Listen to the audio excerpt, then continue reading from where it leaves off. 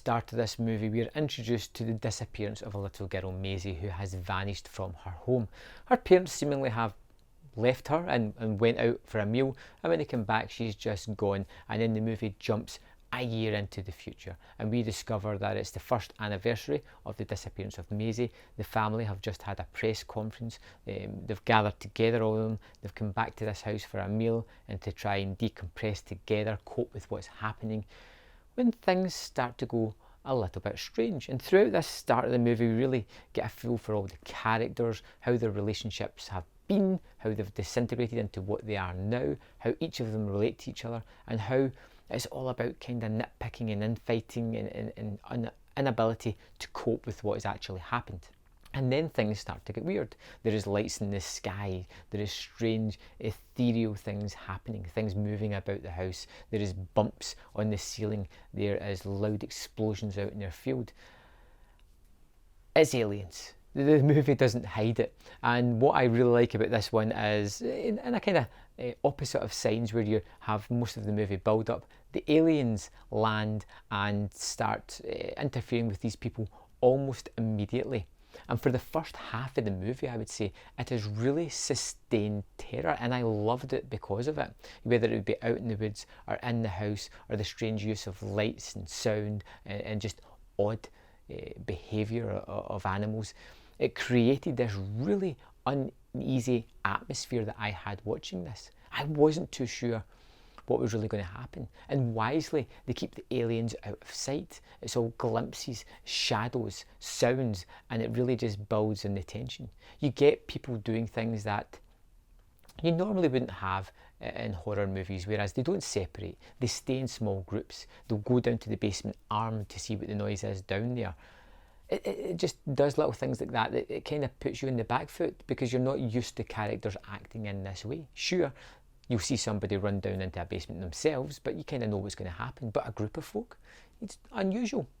And then we get this disappearance of the majority of the family. In the end, there is only 3 left out of, I think it was 8, and they go to the police. The police tell everybody about the lights in the sky, and it's not a case of disbelief. Lots of people in the small town and the surrounding neighbourhood are there at the police saying they saw exactly the same thing. Lights moving strange in the sky, sounds coming from that farm where everything happened.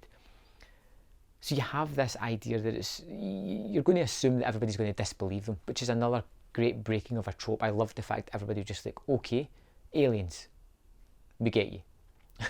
It's one of those disbelief that you think, why haven't people done that before? Why haven't there just been so many people that have seen this that just go, yeah, okay, we buy it, we all seen something weird. The family go back home, the 3 of them, and aliens return again and things begin anew. I like this movie because of that first half of the movie, that sustained suspense, tension, thrills, and feeling of otherworldly oddness that the movie brings. It really did put me on the back foot, and although I wasn't really engaged with much of the characters, it wasn't so much about them as it was about the feeling and the atmosphere that the movie had. Of course, this movie does answer several questions: why the aliens are there, what happened to Maisie as well, all the way through this tale.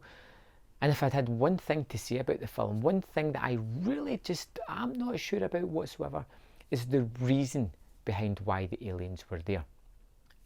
I can't tell you what it is, because it's hugely spoilerific in the entire movie. If you've seen this, please have a conversation with me down below in the comment box, because I need to discuss this part of the movie.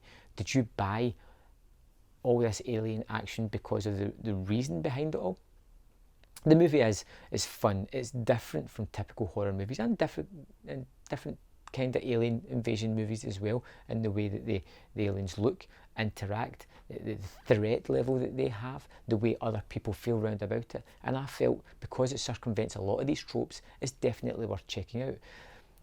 It's just that whole reasoning behind why they were there to do what they did. I'll leave it as mysterious as that as I can. Check out the trailer. I think the movie's really fun, really well shot. It looks terrific. It has a great sense of what it wants to do, and it achieves it by creating that atmosphere that I've mentioned several times, which was really terrific.